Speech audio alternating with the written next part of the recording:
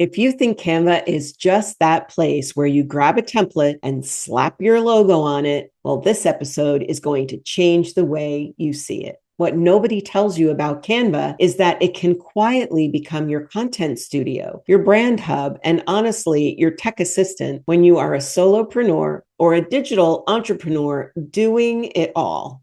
Hey there, and welcome back to the Virtually Reimagined podcast. I'm here, as always, as your tech translator and virtual business guide. And today we're taking a journey with one of my favorite secret weapons in business, and that is Canva. I use Canva every single week, sometimes every single day, not just for those cute graphics, but for things that directly impact how professional my Zoom events look, or how easy it is to promote them, and how fast I can repurpose content across platforms. Yes, Canva has a role in each of those. So in this episode, I'm going to walk you through why Canva matters so much, especially to business owners who are digital entrepreneurs. So you find yourself creating digital products, maybe promoting in the digital space. You're trying to set up your virtual office. That's why you're a listener here. And you need graphics at your fingertips. Possibly you're a solopreneur, so all the different roles land on you. Well, Canva's perfect for you if that's the case. I'm also going to walk you through the specific moments when I turned to Canva in my own business. So stay with me. I'm going to bring you through each of those scenarios and how it helps me to save so much time. I'm also going to walk you through how you can start using it as your silent teammate. So solopreneurs, listen up. For just, I would say, the equivalent of a paid Canva account, you'll have your own marketing designer right on your team, not just another website you feel guilty about not using enough. All right. So let's get started and talk first about why Canva is a solopreneur's secret advantage. I mean, here's what nobody tells you about Canva. Are you ready? It's not just a design tool. It's a time saver, a confidence booster, and your consistency machine. Okay. When you are a one-person show, or you have a tiny team and you don't have time to learn Photoshop or hire designers for every little thing, or redo graphics every time you launch a new idea, you see, Canva gives you a place to store your brand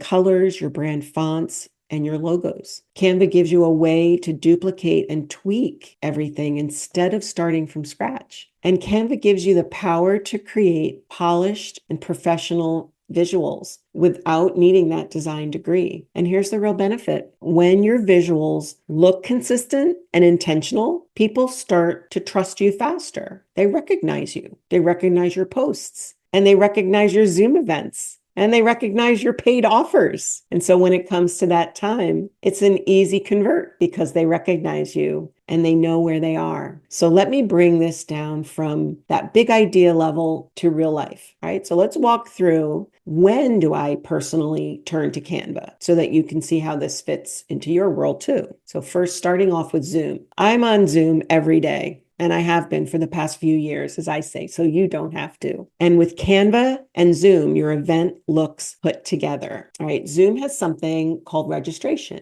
built in. And when you send out that link, people click on it, they get a registration page. Well, in order to brand it, you add a banner, and that banner is a graphic. Well, you just put that into Canva. That's one of the first places I turn to create it. And anytime I schedule a webinar or a class or a masterclass or workshop, I want that registration page to look like an event and not just that random Zoom link with that basic random Zoom page. I say that a lot to people. When you are sharing a Zoom link, think about what it looks like from their point of view when they click on the link. What do they see right away before you let them in? Are they looking at a Zoom logo? Are they going to maybe question, are they in the right place? Did they click the right link? But if they see your brand, your logo, they're going to stay. They're going to wait for you to open the doors. So what I do to customize that registration page is I open Canva. I choose a size easily that works for that banner. and I can even put in the actual dimensions that Zoom gives me. And then I add the title of the session, and I include maybe my headshot or a picture of me in a mock-up. Maybe I want to look like I am in the computer screen, so I can easily do that in Canva. I can use my brand colors and fonts and add simple text, like, indicating when it is. You don't have to put the date in Canva because Zoom will pick up the date from your meeting details. And so you just add this graphic at the top, and then your audience sees the banner and thinks,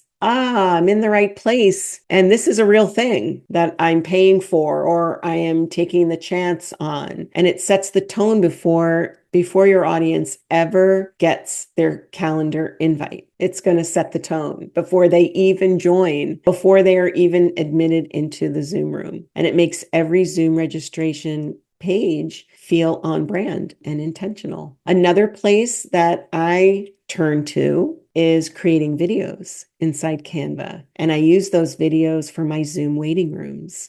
This is a biggie, and you need a Zoom paid account for this, and it's totally worth it. Totally worth it to have a paid Zoom account at about $160 a year.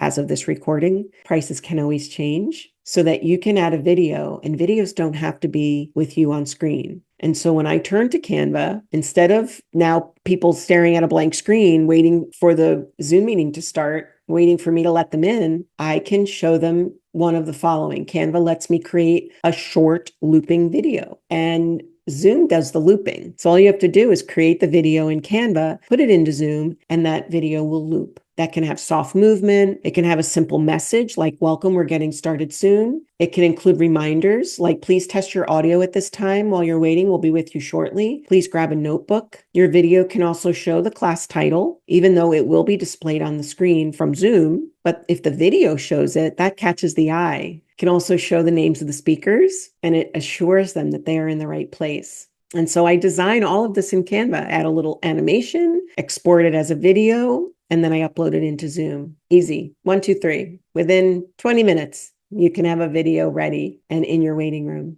So now my waiting room feels like part of the experience. And it's not just this awkward space where people are wondering, did I do the right thing? And you might lose them there if they click off. So the next one involves video, but is considered faceless video, low pressure video creation. How many of you think about video and you say, not today. This is not my day. I am not ready to be on camera. I don't want to be on camera. However, I still need to show up online. And so with Canva, you can use animated text come in and out on the screen. Actually, my waiting room video has that in addition to my face, but it does have moving text in and out. And your videos, which are faceless inside Canva, can have elements and icons, little graphics. It can have your logo. Your logo can be animated. It can have these simple transitions that keep people's attention. It can also have your voiceover. So you can record your voice, take that audio and put it into Canva. And so they're hearing you speak behind what they're seeing. They're not seeing your face.